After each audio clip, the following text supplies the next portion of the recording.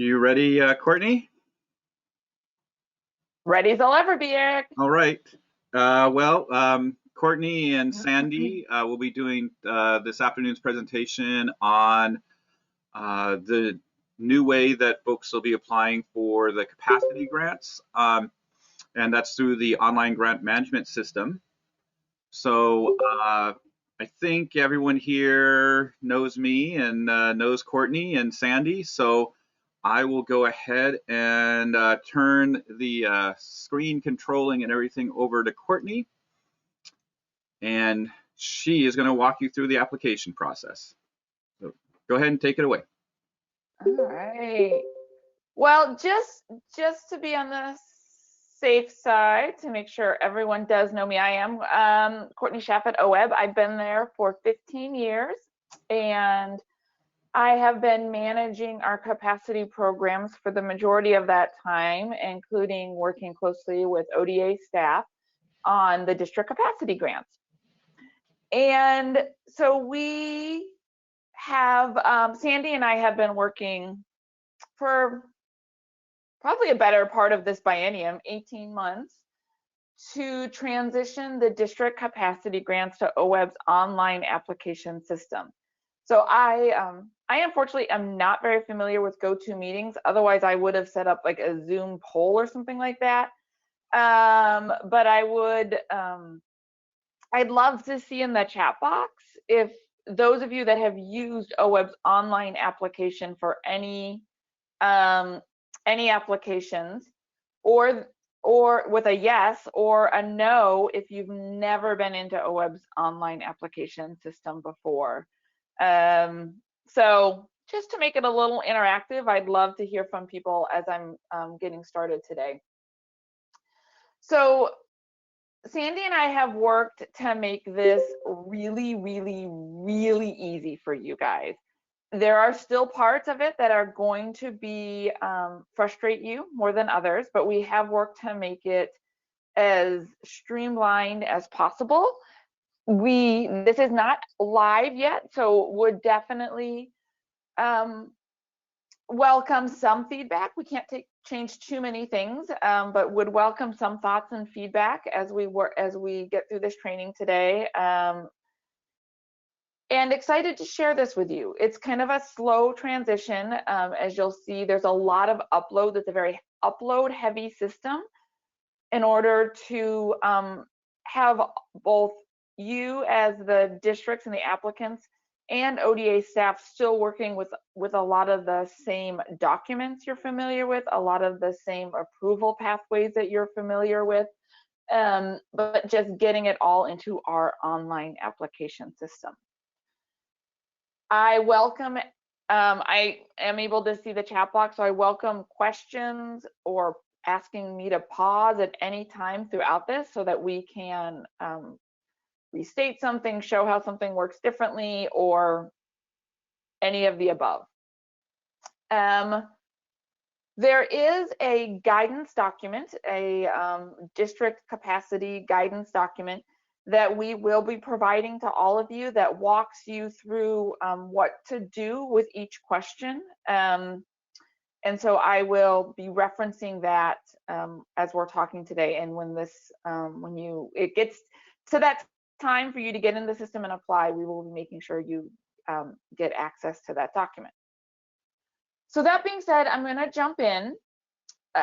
Those of you that have never been in the online applications before, you need to make sure that you do have an OWEB Augmus login. If you don't, reach out to Sandy or I, and we can get you in contact with Leilani Sullivan in our office, who gets those logins and passwords for folks. But hopefully you all at least have an OWEB online system login at this point.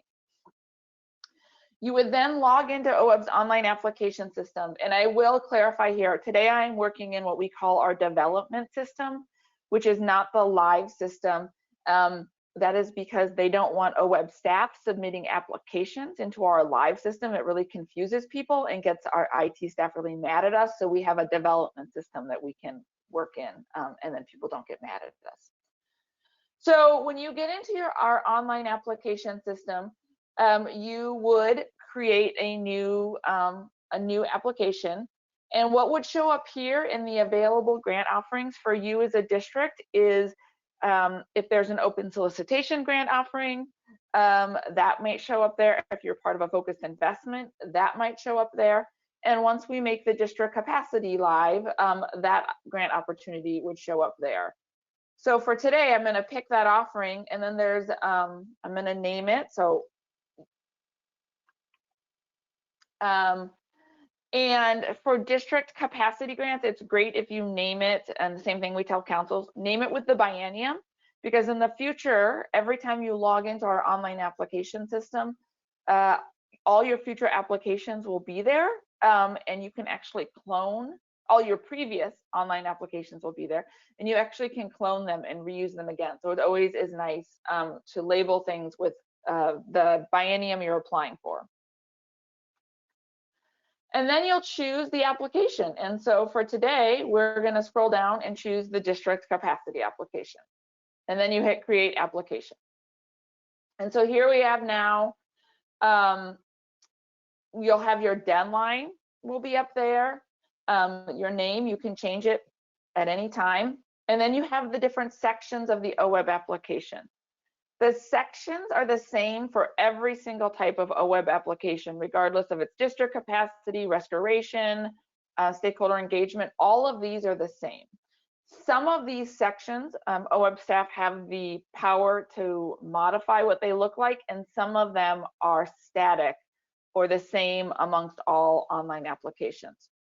So the couple that are static, same, are the administrative information, the budget, and the funding and match. So we'll start here, and this is where the guidance document will prove really helpful when you're filling out the application. And I highly recommend you just have it open and next to you, because as you work through the online application, especially this administrative section, it's actually going to tell you how to answer each one of these questions, because most of them are not relevant to you for the capacity application. And so we made it as simple as possible to tell you exactly what to put in these fields. You will have to pick a project manager. And again, if you've been in our system before, it'll actually pre-populate the project managers you've used in the past. Every application needs an abstract. We have a canned abstract that we use for district capacity grants. That abstract is in the guidance document. We are unable to pre-populate that for you, unfortunately, but you can copy it from the guidance document. You go in here, you can paste it. I'm not going to worry about formatting right now, but you can pick up the format, clean the formatting up. It will. Our online system tells you if you have spelling errors, you can do a spell check, and then you can save those changes, and now it's going to be there. Every time you've saved something, it changes from blue to green. So now you can see that the abstract is there. We also have little I buttons throughout the online application that give you helpful hints and tricks about applying for the application. I will say that in this administrative section, the helpful hints and tricks, the little I buttons, are meant for everybody, not just districts. And so you might not find them as helpful in the administrative section. And that's where I would tell you to rely heavily on our guidance document that Sandy and I developed. Every application also needs a point. So for district and council capacity grants, what we do is tell you to just, put your office in. And so you are scrolling in here, and we'll just do Springfield. And we're going to calculate this and zoom.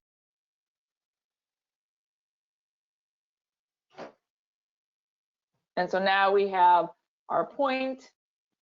You can, for the location information, you'll put not applicable to this project. And you can see that's how we save. You can also do no for permits. And you're all used to the racial and ethnic impact statement. That's been part of our grants for quite a few years now. And so answer that as you would normally answer that when you're applying for your district capacity grant. And then also with the insurance question, you can answer insurance is not applicable to this project. So that is our administrative section. And then you can hit the problem statement and it's going to take you to the next section of the application. Any questions about that first piece?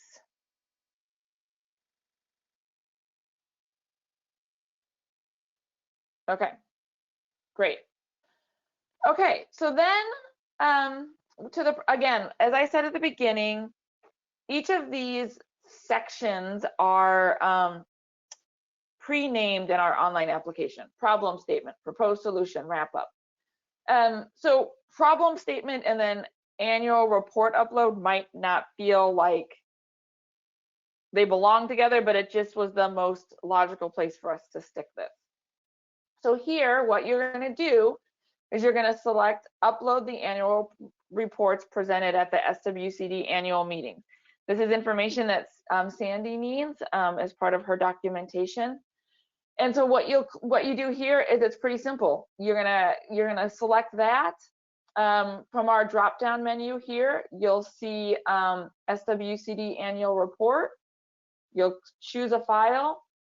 You'll select a file, and then what you can do is what I would recommend is label it so you know what you've done, and then you'll add your document. And then we'll go do the other one. We'll choose our file. Hit 2020. And we'll add our document. And so then when you're done with your uploads, you'll see at the bottom of the screen here, it's this blue button will take you back to the previous page you were on.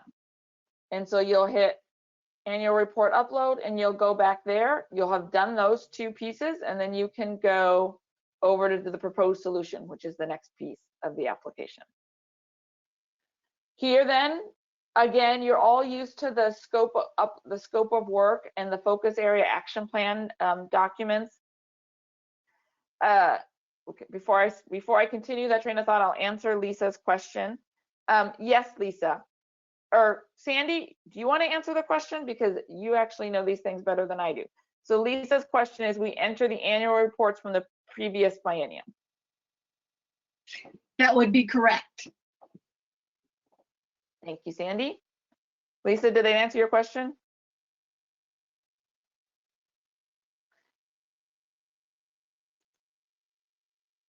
Aaron's question, Sandy, is what if we haven't had our 2020 annual meeting before this submission?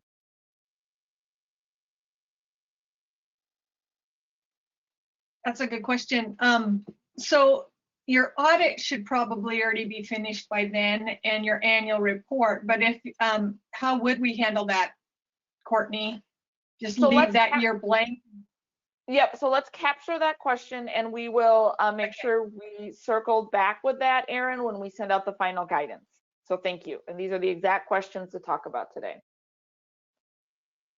So here you'll be uploading your scope of work documents. And so again, you'll see here when you go to the drop-down menu, SWCD, SOW, you'll grab a document. You can title it and you add your document. Oops, and that was a great error. I don't know if anyone saw it. You can only upload PDFs and I accidentally grabbed something that was not a PDF. So I got an error message and I have to go back. So again, make sure you only grab PDFs and you add your document. Once you've uploaded stuff up until you submit, you can change, you can edit the name of it, you can delete it. You can also change the order of stuff over here. Okay, so we've done our scope of work and then we need to upload our focus area plan. And the reason I'm going through all of these things is I'm going to show you how to submit at the end. And it won't let me submit unless if I miss something. All right, And I'm just grabbing a lot of the same documents. Okay, so then we go back to our scope of work, and we've done that piece, and now we can go to the wrap up. The wrap up is going to ask you for additional documents to upload. So here you'll see is you need to select the type of audit that you've had. And so you can select whichever one you did, and then it'll give you the opportunity to upload both the even and the odd years of the audit. You also have annual meeting requirements. And so again, you'll select each one of these buttons, and then it'll give you the opportunity to upload each one of these documents, both the odd and even years. Any questions on these pieces?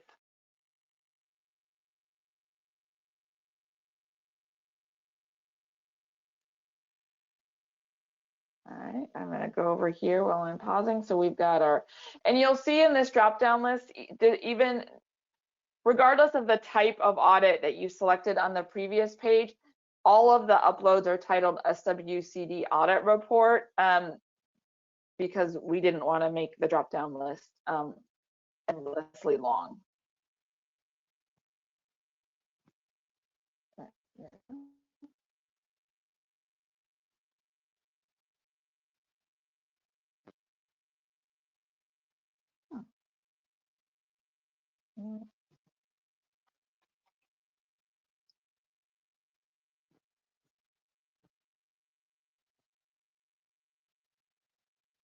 Okay, and then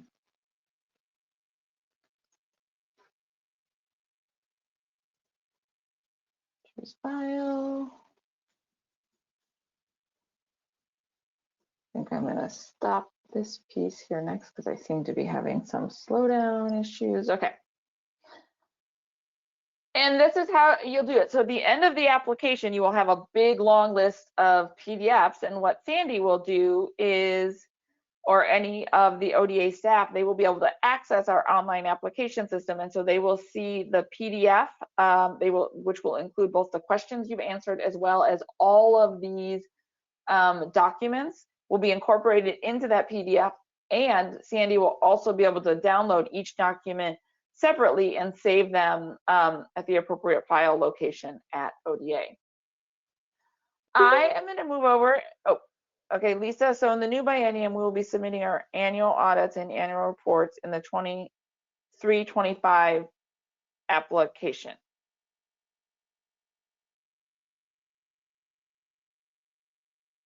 Yes.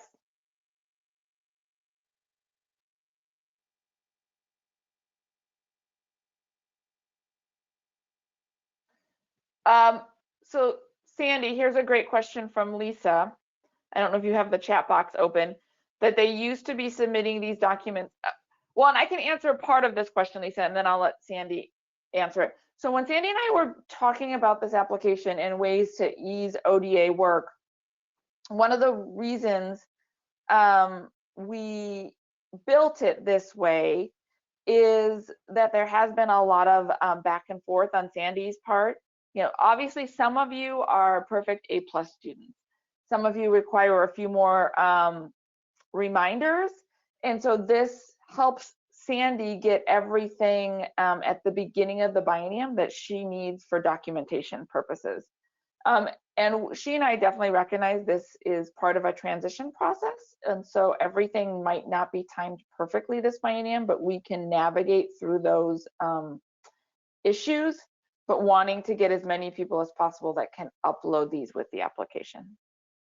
Anything to add, Sandy? So correct, it'll transition. So they won't have to do it twice. They won't be doing it to the Dropbox, and they'll just be doing it with the application from going forward. Great, thank you. So I'm going to take us to the budget page. There are a couple more uploads I haven't completed, but I want to show you guys the budget page, which again, if you've never seen the OWEB's online budget form before, this might feel a little overwhelming. So I want to take a little bit of time to walk through this slowly and answer questions for everybody. So first, you'll see the budget categories that districts can use, which are salary, wages, and benefits, contracted services, travel and training, materials and supplies, equipment, other. And there's no indirect cost because those are distributed throughout the district and council capacity grants. I want to put a little bit of plug in that I would encourage everybody to attend Tara's 10 tips and tricks on doing expense reporting to OWEB. We did it this morning and we'll be doing it again, I think tomorrow afternoon or Thursday afternoon. I forgot. So a couple things you guys are going to notice. This is one collective budget. It is not a separate scope of work and operations budget. And so what we're going to ask you to do, and I think I will just start down here as an example. So if you listened to Tara's training this morning, you would hear that rent goes in the other category. And so what we're going to ask you to do is to do this when you are entering something. So you would do DO for district operations and do rent. And this would be, let's just say it's months and you're paying 24 months of rent and it's $725 a month. And you'll see down here in red, it tells you what your total is. And so that's what you're going to put in the OWEB funds, 17,400. And you're going to save. And now it's going to show up here in our budget. And so then up here we would go and we'll do a salaries and wages. And so let's say it's scope of work, it's hours. Say you've got 2,000 hours for somebody at $32.25 an hour, and then your OWEB funds are $64,500, and you would save that.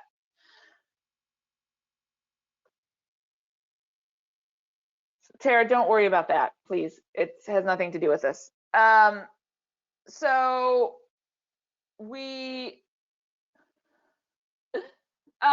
and so this is how it'll help ODA so that they can track which category district operations or scope of work that you're filling out in the budget.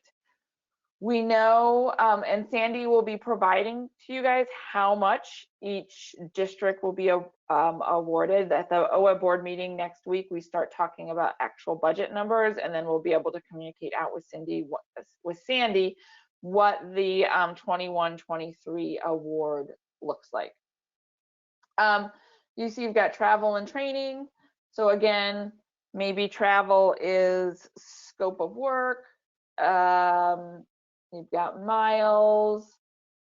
Just say you're going to have 1,000 miles for the biennium that you're putting in here. I don't know what the current mileage rate is, so I will just guess. And then your total there is $570. Everyone needs to bring $1 of match to their district application, and you will have to provide that $1 in here. So let's just say you can provide more than that, but you have to have at least $1. And I will get to your question next, Heather. So let's just say here, we've got another person, let's just say admin person 1, and their hours, say 1,500 at $25 an hour. And so for this one, you're gonna do $37,800 for OWEB. Let's fix that. And external is going to be 75. So now you have in your external cash $75 at match. Yes, okay. So I will pause here before I show MatchNet. So the first one is, how do you handle a change in costs over the biennium? We definitely recognize that costs change throughout the biennium, and that is fine. There is no concern about people's salaries change over the biennium. That happens all the time. Right now, we have not been worrying about for this biennium if costs, if you, let's say you start with nothing in contracted services and halfway through the biennium you need to move $10,000 in. We will be taking care of all those, budget amendments and cleaning up budget categories at the end of the biennium. It's not something that we are worrying about on a quarter by quarter basis. Lisa, yes, you can add more than one person under salaries, and they can make a different hourly rate. So you'll see here right now, under salaries, wages, and benefits, we have one person, and I actually should have given them a person, so a name.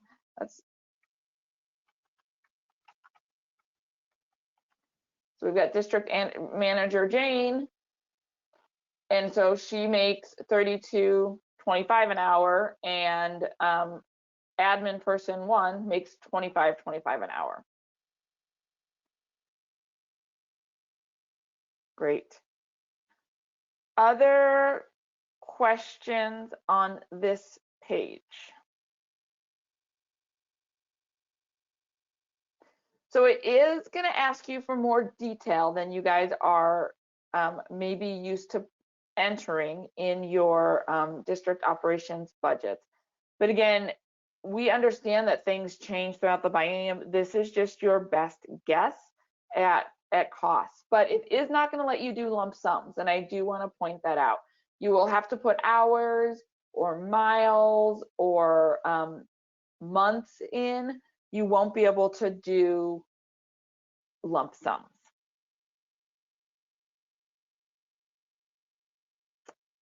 Okay. So then, once you're done filling out your budget, you scroll down here, and again, this is in the guidance document, and you just have to put NA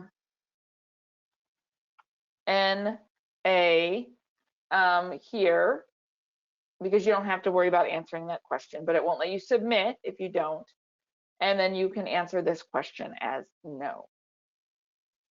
And then you save it and you go to your funding and match. So if I was going to try to submit this application today, it would not let me submit it without demonstrating 25% match, because in our development database, every application is required to have 25% match. You guys are only required to have $1 match. But in order to create a match, first you have to create a new project funding source. So you guys could say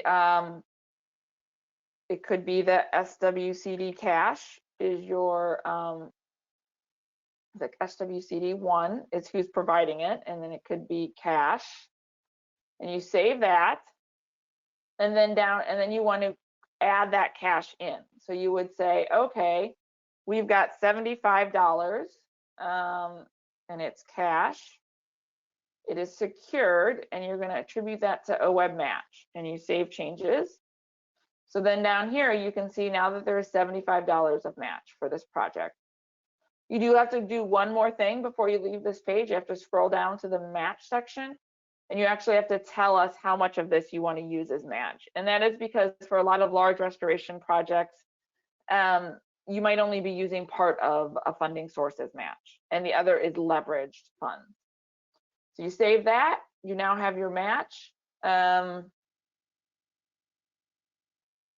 You can answer no to these questions about, are there any constraints in your match? And then you move to the next page and you go to your uploads.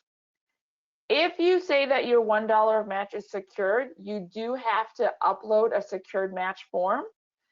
That doesn't have to be a web secured match form. It can be an email documenting that you have $1 secured match, or it can be a web match form. But if you type secured match, then you do have to upload the secured match form.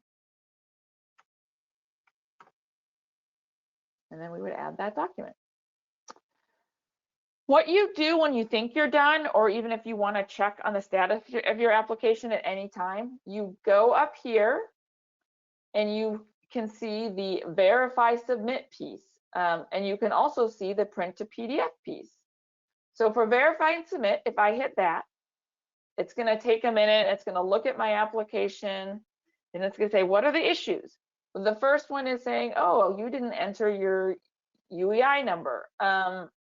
That's something we have to have on file before we award the application, but you can actually go ahead and submit. All right, so I close that. And then it tells me these are the things you haven't done yet. Okay, you haven't hit 25% match. All right, I haven't uploaded my annual meeting public notice. Okay, I didn't do my annual work plan. And so what you can actually do, oh, and I forgot that page too. So this will take you right to the places that you missed. And I'm gonna do this because I forgot to show you guys this page. So in the wrap up section, there are 2 tabs up here. The first one is these uploads that you have to provide. The second one is the breakdown of percentages and dollar amounts between scope of work and district operations. Unfortunately, our online application system cannot do automatic calculations and cannot do these calculations for you. So what you will have to do after you enter your budget is go back here and say, what percentage of your funds are for operations? And then you need to hit save. What percentage are for scope of work? How much? Oops, doesn't like that.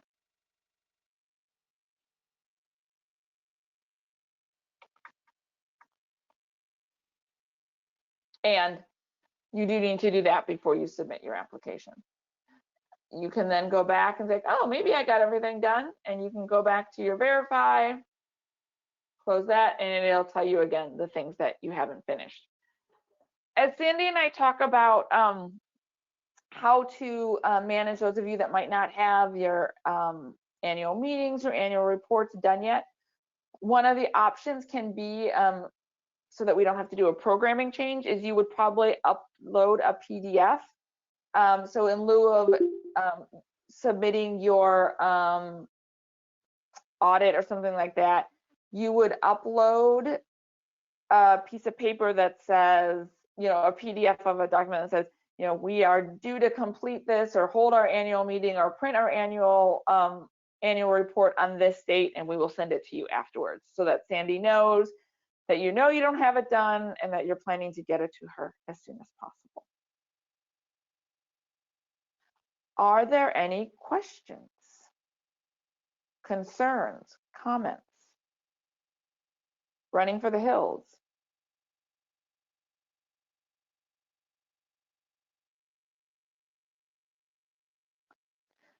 That is a good question. I have not heard from Sandy yet when she wants these due, Lisa. Sandy, have you thought about when you want this to become available for districts and when you want their application submitted? My memory serves we were looking at June 15th, moving it up to the middle of June instead of the end of June, but that was the last I think we talked about it. So we can make this available starting next week, so you guys can get in there. We can get this up and have it available, and Sandy can send an email with the guidance document to everyone. And let's just say it'll be due sometime between the middle and end of June.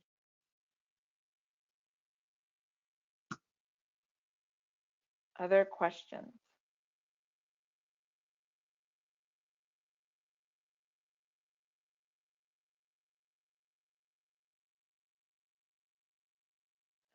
Where can you find the guidance document? The guidance document will be sent out. I'm not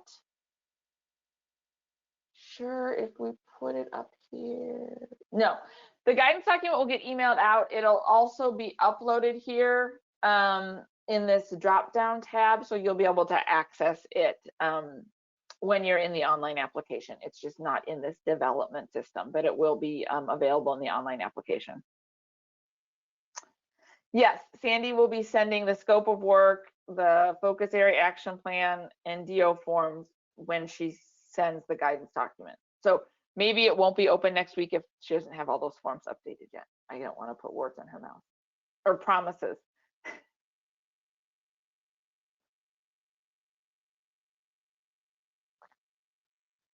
Other questions?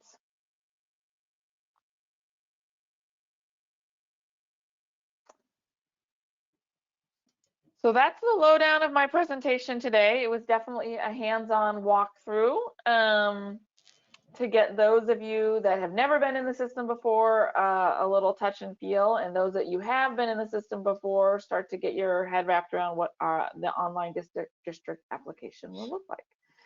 Also, for those of you that haven't been in the system before, once you log out, you can go back in at any time to continue to work on your application. You can print to PDF, so you can share your application with other people. So here, my application's in the list. And you can come up here and print to PDF. This might take a long time because of all the attachments I added.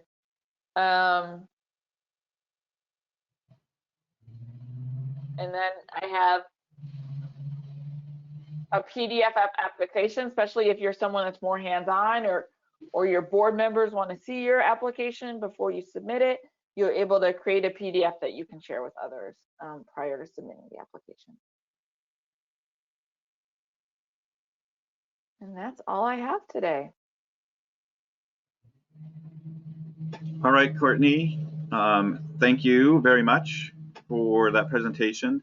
It will be done again 8:30 on Thursday morning. Tomorrow afternoon at 2 is a repeat of the financial reporting presentation. This has been recorded. The recording might take a day or two to be put up because it's going to be through YouTube and a private link through YouTube, but it will be. And thank you for coming, and hopefully see some of you further in on the week. So that's all right, any other thanks questions? Eric for putting this together. Nice work, Eric, and hope everyone's hanging in there and staying warm. And I wish we could do this in person. So take care. Someday. Take care, Someday. everyone. Bye. Bye-bye.